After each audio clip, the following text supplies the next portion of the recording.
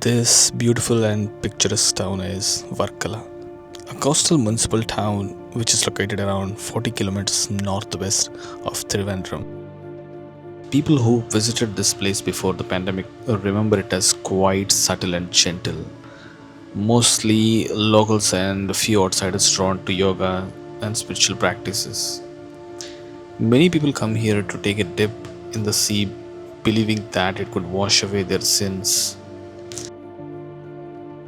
It's a silent beach with a stunning and majestic cliff with a 6 kilometer walkway stretch running above it. But modern day Varkala is completely different. I visited this place after 3 years and this was not the Varkala I remember. Booming tourism and constant influx of visitors have turned this place into a commercial destination.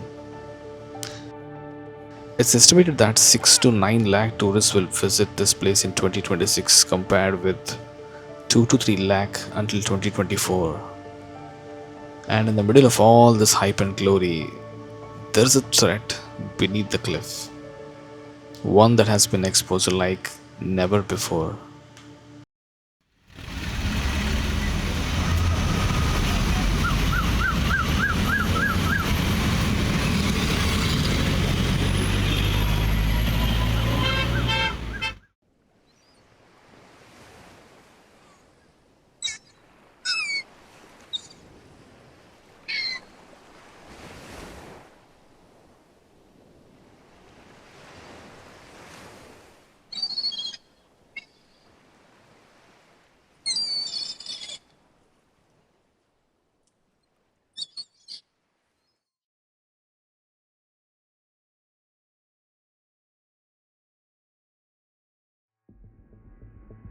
Varkala is strange.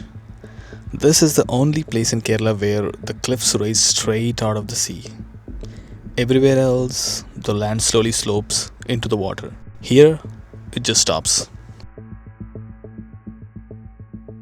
Well, this cliff is made of laterite rock, so let's dive into this real quick.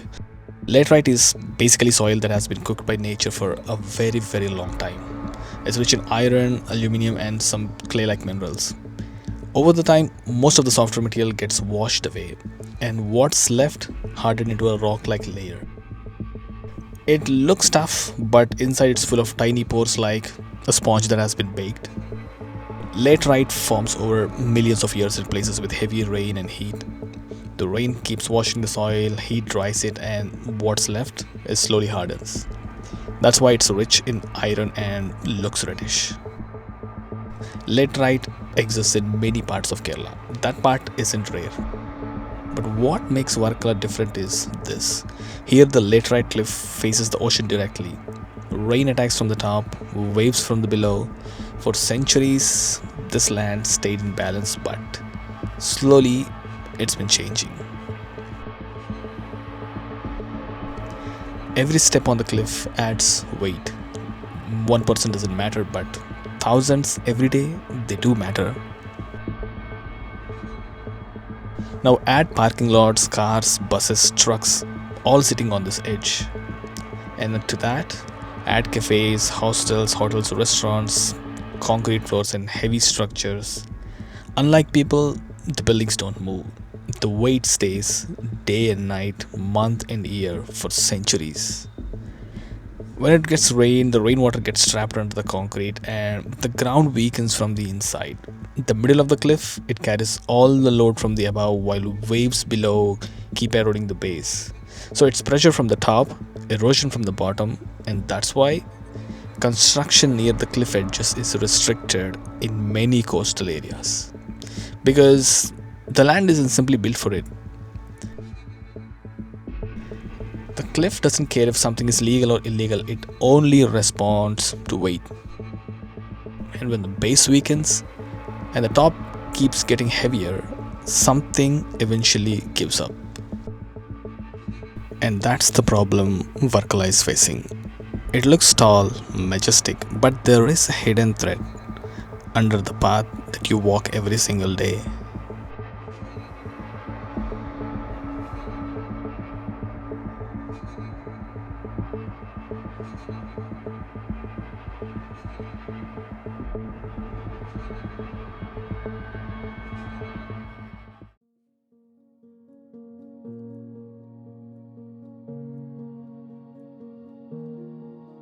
Varkala was never hidden.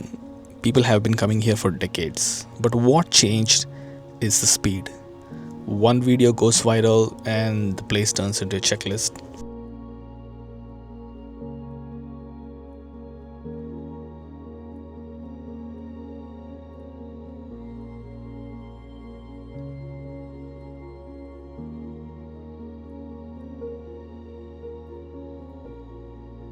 People don't arrive here one by one, they arrive in groups, they arrive together.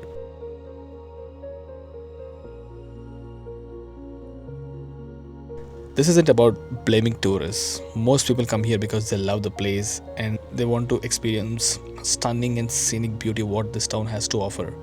Of course, I did too. But social media doesn't spread care, it spreads copies.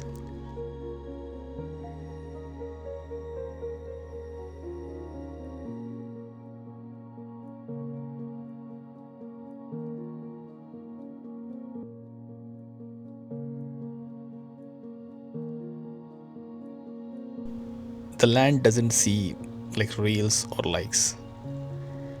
It feels only numbers, weight, and time. So, who's supposed to slow this down? Not the tourists, because they're here only for a few days. Not the cliff, it's been holding it for millions of years. The responsibility sits somewhere else with proper planning, rules, people who approve the buildings and parking lots and call it development.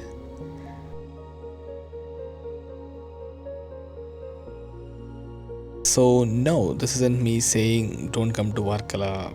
That would be easy and dishonest.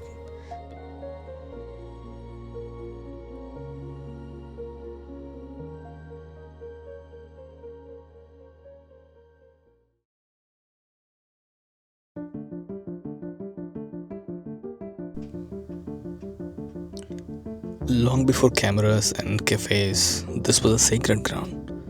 Pilgrims here came for centuries to Papanasana beach where they believed the sea would carry away grief, memory, and the weight of the dead.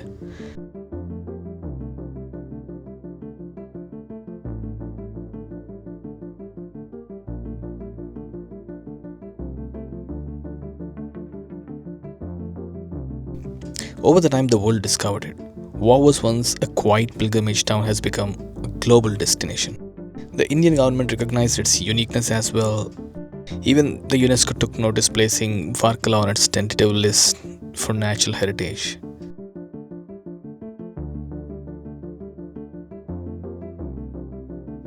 Backpackers, filmmakers, yogis, honeymooners, a cliff that held prayers once now held expectations.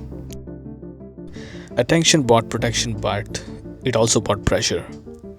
Hurdles grew taller, foundations went deeper, and concrete replaced the soil that once breathed.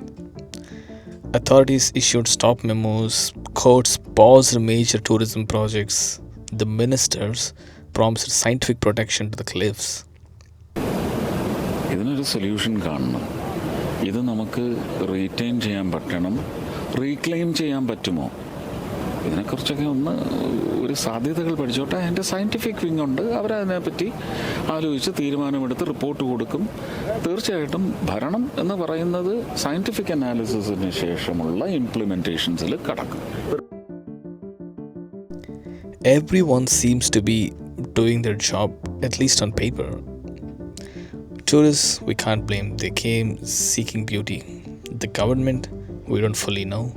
They're pulled down between economy and ecology. Nature, we can't stop because it doesn't negotiate. And so the answer to all these questions won't come today. They won't come from one report, one ruling, or one season. They'll come slowly, measured in cracks, collapses, and silences. But after all this, one question remains. How much can a place give before it starts giving up?